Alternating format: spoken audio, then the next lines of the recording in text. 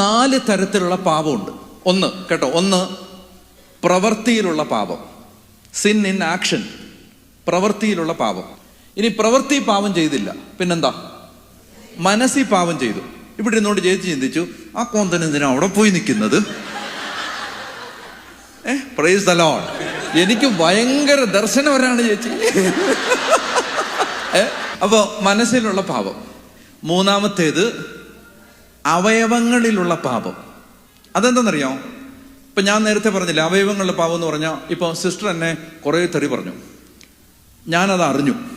എന്നിട്ട് ഞാൻ വന്നിട്ട്, ഞാനൊരു അച്ഛനല്ലേ, സുവിശേഷകനല്ലേ, മാന്യമായിട്ടൊക്കെ പെരുമാറണം എന്നൊക്കെ ഓർത്തിട്ട് ഞാൻ സിസ്റ്ററിനോട് കുറച്ചൊക്കെ സ്നേഹമായിട്ട് സംസാരിച്ചിട്ട് കുറച്ചു നേരം കഴിയുമ്പോൾ എൻ്റെ മുഖം പതുക്കെ മാറും. ഇനി സിസ്റ്ററിന് എന്തെങ്കിലും ഒരു ആപത്തുണ്ടായെന്ന് കേട്ടാൽ ഞാൻ ചിന്തിക്കുന്നില്ലൊന്നും, പക്ഷെ എന്താന്നറിഞ്ഞൂടാ, ഉള്ളിൽ ഭയങ്കര ഒരു സന്തോഷം. അല്ലേ? അത് നമ്മൾ ചിന്തിച്ചല്ല, അത് എവിടുന്നോ ഒരു സന്തോഷം വരികയാണ് അത് കേൾക്കുമ്പോൾ. ശരിയല്ലേ? അത് എൻ്റെ ഉള്ളിൽ നടക്കുന്നതൊക്കെ അച്ഛൻ എങ്ങനെ അറിഞ്ഞെന്നാണ്. ഇനി 4ാമത് വേറൊരു പാപമുണ്ട്. എന്താണെന്നറിയാം? ആ പാപത്തിൻ്റെ പേരാണ് നമ്മുടെ നന്മപ്രവർത്തികൾ. അതായത് നമ്മുടെ നന്മപ്രവർത്തികൾ തന്നെ ഒരു പരിധി വരെ പാപമാണ്. എന്താ കാര്യം എന്നറിയാമോ? ഇപ്പോൾ റിബിൻ പള്ളിക്ക് ഒരു കൊടിമരം കൊടുത്തു. ഒരു നന്മ പ്രവൃത്തിയാണോ? അതെ. ഈ കൊടിമരം കാണുമ്പോഴെല്ലാം റിബിന് തോന്നുകയാണ്, ഞാൻ കൊടുത്ത